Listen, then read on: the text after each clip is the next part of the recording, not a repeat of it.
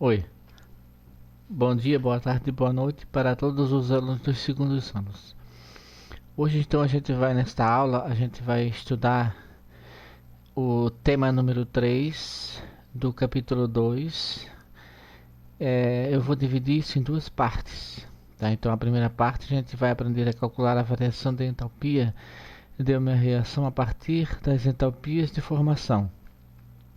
E na segunda parte vai ser a partir da lei de Hess. Tá, então vamos iniciar aqui nossos slides. Nessa imagem a gente vê que a cana-de-açúcar é um vegetal que produz a sacarose, que por meio da fotossíntese e é visto então como um processo endotérmico realizado em inúmeras etapas. Então, teoricamente, a sacarose ela pode ser formada a partir de uma reação entre carbono, grafite, gás hidrogênio e gás oxigênio, de acordo com essa equação que a gente vê aqui nessa imagem. No entanto, na prática, essa síntese dentro de um calorímetro ela seria muito improvável no laboratório, porque a molécula da sacarose ela é muito complexa e a síntese ela envolve muitas etapas. Então, como que a gente poderia então determinar a variação da entalpia de uma reação que não se pode ser reproduzida no laboratório? Então é o que a gente vai ver nesse tema, nesta aula de hoje, né? Serão representadas então algumas estratégias para calcular a variação da entalpia de reações químicas nas condições padrão.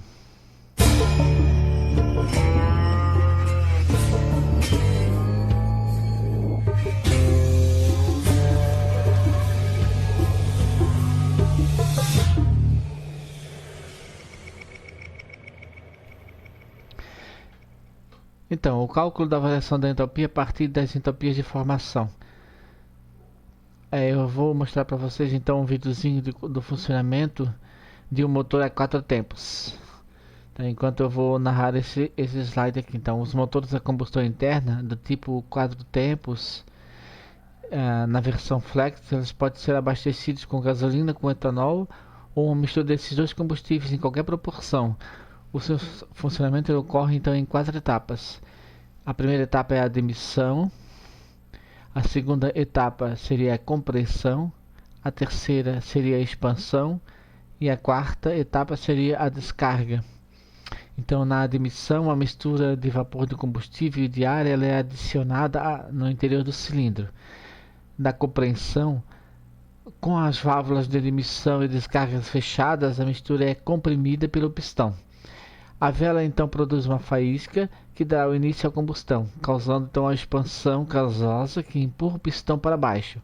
A válvula de descarga é aberta e os gases remanescentes eles são direcionados para fora do escapamento do automóvel. Então é assim que nesses 4 tempos, né, admissão, compressão, expansão e descarga, nós completamos o ciclo desse motor a 4 tempos. O movimento do pistão então ele é transmitido para os eixos do motor de modo que o carro ele possa se deslocar. Há também aqueles motores da combustão do tipo diesel, as caminhonetes, os ônibus, os caminhões aqui no Brasil, né? Em que a diferença básica para o motor flex é o fato de que o motor não ter uma vela de ignição.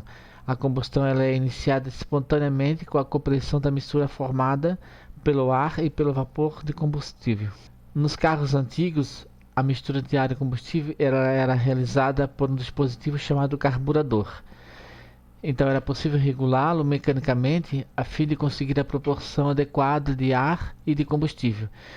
Contudo, em 1988 surgiu o primeiro carro com a tecnologia de injeção eletrônica no Brasil, o que permitiu um controle mais preciso da proporção de ar e combustível injetados no cilindro. Bom, mas o que pode ocorrer se a quantidade de ar ela não for adequada? O motor que utilizamos atualmente em nossos carros foi inventado em 1876 e até hoje permanece inalterado o seu princípio de funcionamento. Também conhecido como motor ciclo-Otto, o motor de 4 tempos leva este nome por ter 4 movimentos distintos. O primeiro é quando o pistão começa a descer. A válvula de admissão se abre e a mistura ar-combustível é aspirada para dentro da câmara de combustão. Quando o pistão atinge o ponto morto inferior, a válvula de admissão é fechada e o pistão então começa a subir, comprimindo a mistura ar-combustível. Ao chegar no ponto morto superior, ocorre a centelha na vela de ignição. A mistura ar-combustível explode, impulsionando desta forma o pistão para baixo. No próximo movimento de subida, a válvula de descarga é aberta e os gases provenientes da explosão são expelidos para fora da câmara. Importante: quando a rotação do motor aumenta, é necessário que o ponto de ignição seja adiantado para que o ápice da explosão ocorra imediatamente após o ponto morto superior. Nos carros carburados, isto era feito através do avanço a vácuo e centrífugo presentes no distribuidor. Atualmente, esta função é executada pela central de injeção, com o auxílio do sinal proveniente do sensor de rotação. Este sensor é constituído basicamente de um ímã cilíndrico, sobre o qual é feito um enrolamento com fio esmaltado e bem fininho. Ao aproximarmos um objeto metálico deste ímã, o campo magnético irá se movimentar, induzindo uma corrente elétrica na bobina. No motor do carro, o sensor de rotação está posicionado próximo à roda fônica. Cada vez que um dos dentes passa perto do ímã, um pulso elétrico é gerado. Podemos observar que na roda fônica existe um dente faltando, e é justamente esta falha que irá indicar que o pistão 1 está no ponto morto superior. Veja este funcionamento através de um osciloscópio. Com esta informação, a central é capaz de saber exatamente qual a rotação em que o motor está trabalhando. Bom, então considere como exemplo um motor que foi abastecido com álcool combustível. A equação que representa a reação de combustão completa do etanol e a sua respectiva entalpia padrão de combustão, ela está representada a seguir. Então nós temos aqui uma combustão completa onde o C2H6O líquido, que é o etanol, reage com 3 mols de oxigênio, gás oxigênio, para produzir então 2 mols de gás carbônico e 3 mols de água líquida. A entalpia dessa reação é de menos 1.368 kJ, ou seja, cada mol de combustível, cada mol de etanol libera então essa quantidade de 1.368 kJ. Então nós temos aqui 1 mol de etanol, né, produzindo então essa quantidade de calor. E nessa reação necessita-se de 3 mols de gás oxigênio. Tá? Agora, no ar nós temos cerca de 20% de gás oxigênio. A substância que é fundamental para essa reação de combustão ocorra, porque toda reação de combustão necessita de oxigênio. Caso essa quantidade de ar, ou seja, a quantidade de gás oxigênio não seja suficiente, o que poderia ocorrer, por exemplo, com um motor desregulado, né? Então pode ocorrer 2 tipos de combustão incompleta. Uma dessas possibilidades seria a reação incompleta do etanol, né, com uma quantidade menor de gás oxigênio, nesse caso 2 mols de oxigênio, e ao invés de produzir o gás carbônico, como nós temos aqui na primeira reação completa, ele vai produzir então o monóxido de carbono, o CO, que é essa reação aqui incompleta. Então esse tipo de reação vai produzir então menor quantidade de energia liberada, tá? Então vocês percebem então que na combustão completa nós necessitamos de 3 mols de gás oxigênio para cada mol de etanol, e já na incompleta essa quantidade ela diminuiu para 2 mols. Essa diminuição de volume de ar nas combustões incompletas pode fazer com que seja produzido também o monóxido de carbono. Como mostra a equação representada acima, se a quantidade de gás oxigênio disponível for ainda menor, são formados no lugar de CO partículas de carbono, ou seja, carbono sólido, né? Carbono sólido. Então é o que a gente ver nesse videozinho que eu estou mostrando aí para vocês, aonde aquela fumaça, característica fumaça preta que os caminhões liberam quando esse motor está desregulado. Então essa fumaça preta que sai dos escapamentos de alguns veículos, muitas vezes ela é formada pela essa mistura de poluentes gasosos e particulados nocivos ao ser humano, e elas são provenientes de uma combustão incompleta. E ela contribui então para a poluição das grandes cidades. Mas haverá então alguma variação de energia liberada pelos combustíveis quando eles passam por combustão incompletas? E como que quantificar então essa energia?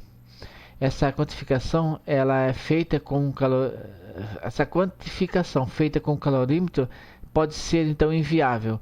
Uma alternativa é por meio de cálculos matemáticos, utilizar os valores de variação de entropia de formação de substâncias envolvidas para assim chegar ao valor da variação da energia na reação que nos interessa.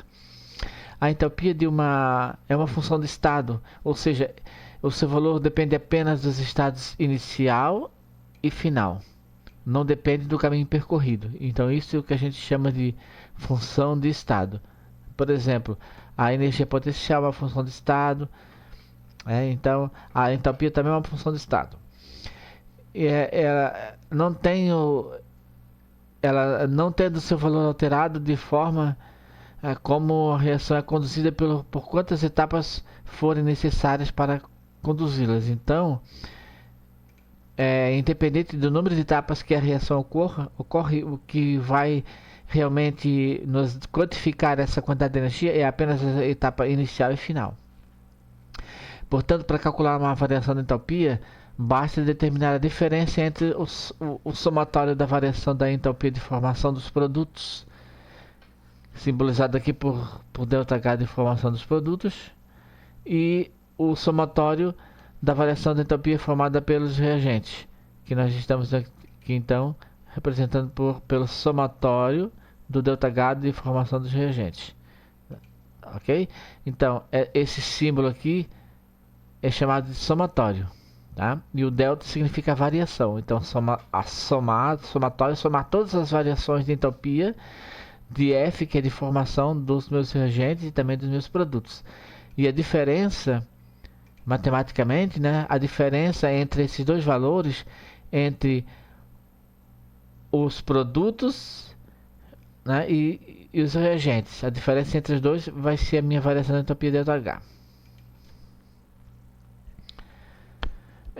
Na literatura, existem tabelas com valores de variação de entropia padrão de formação de muitas substâncias.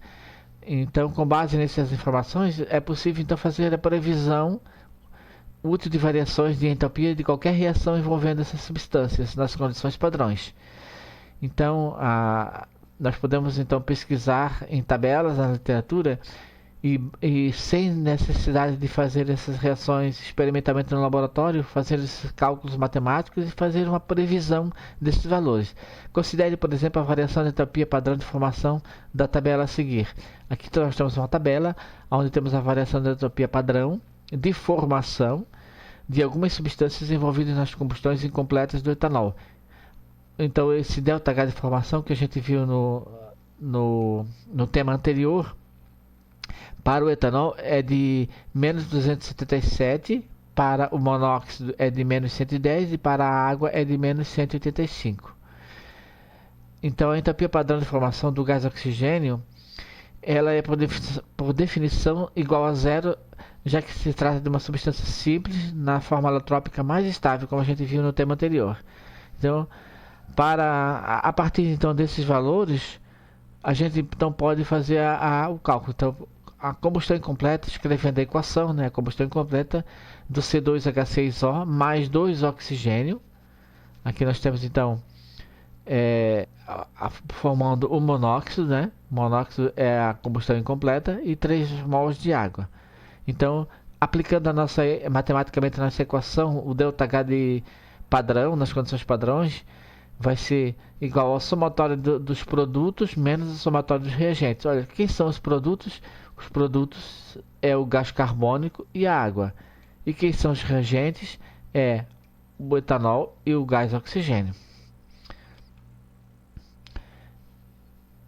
Então, agora fazendo botando os valores da tabela, então nós temos aqui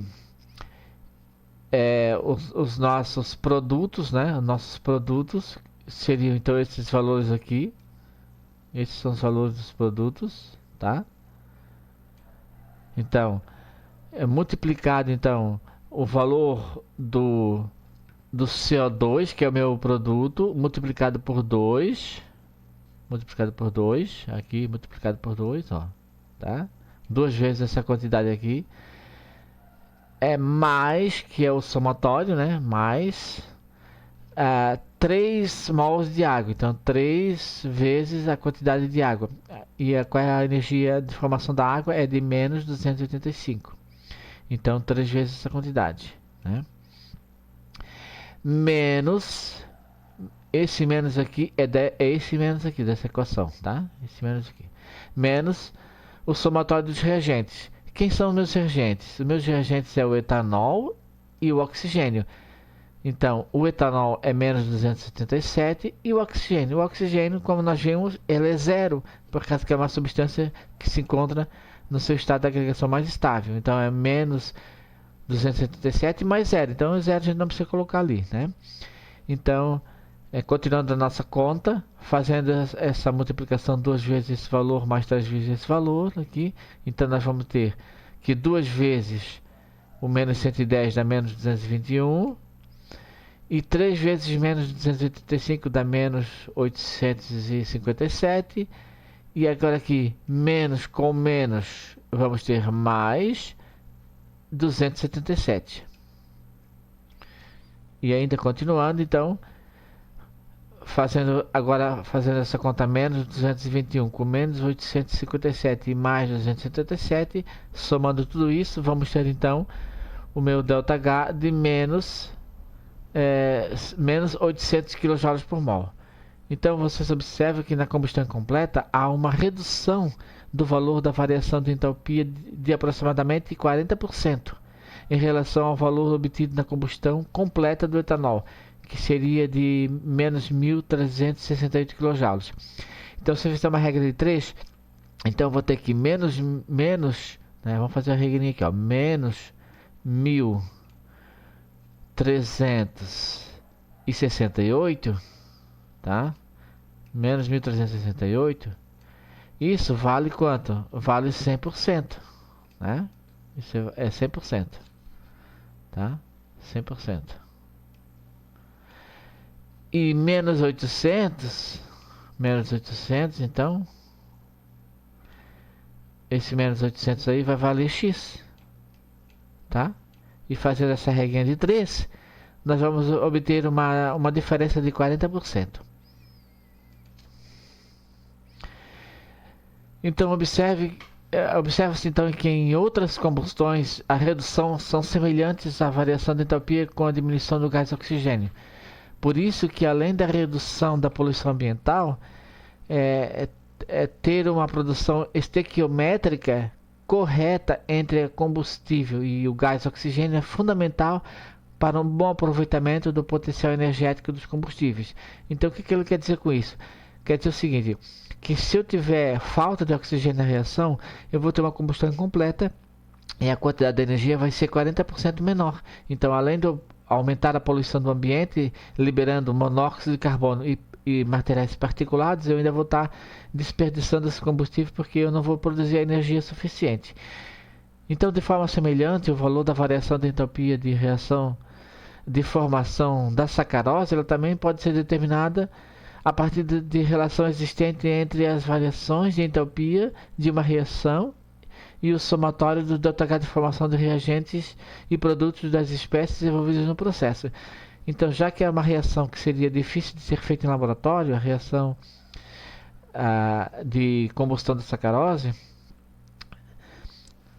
a reação de formação da sacarose, né, a partir dos seus componentes no laboratório, então nós podemos fazer uma previsão desse valor a partir da entropia de formação. Nós temos então a 12 mols de carbono grafite, 11 mols de gás oxigênio e 11 meios de gás oxigênio para formar 1 mol de sacarose.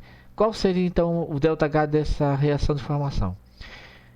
Num calorímetro, na pressão constante, é possível medir a variação de entropia de combustão do carbono grafite, do gás oxigênio e também da sacarose. Então, com esses valores, a gente consegue então fazer esses cálculos.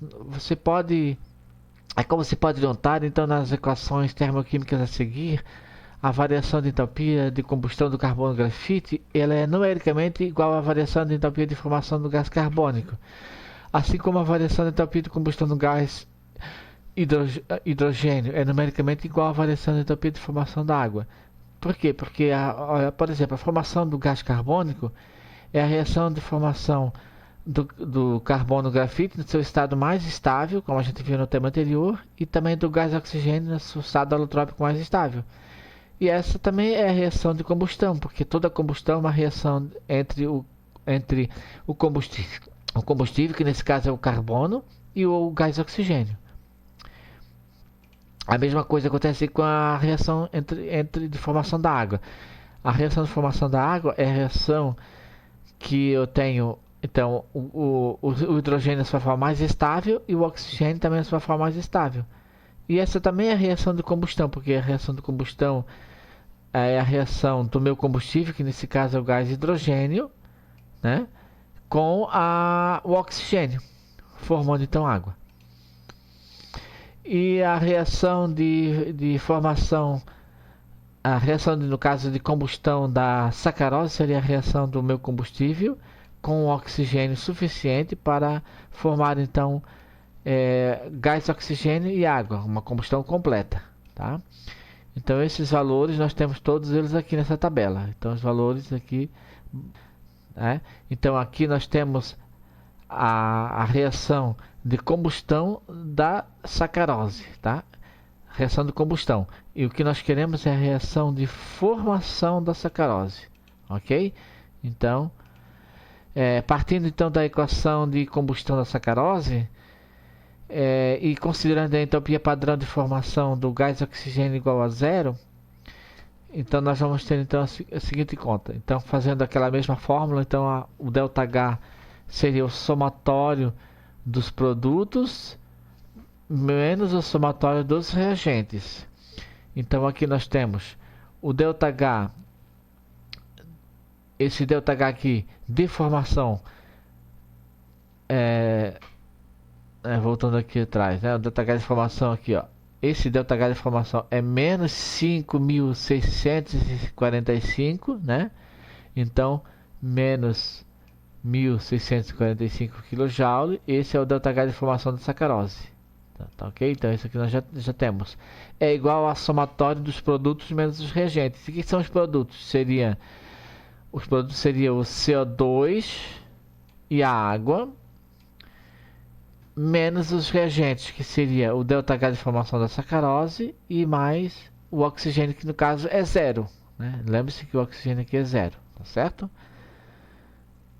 Então, veja que aqui, ó, essa conta aqui, ó, toda essa conta é o que temos aqui, né? Essa é a conta dos meus reagentes.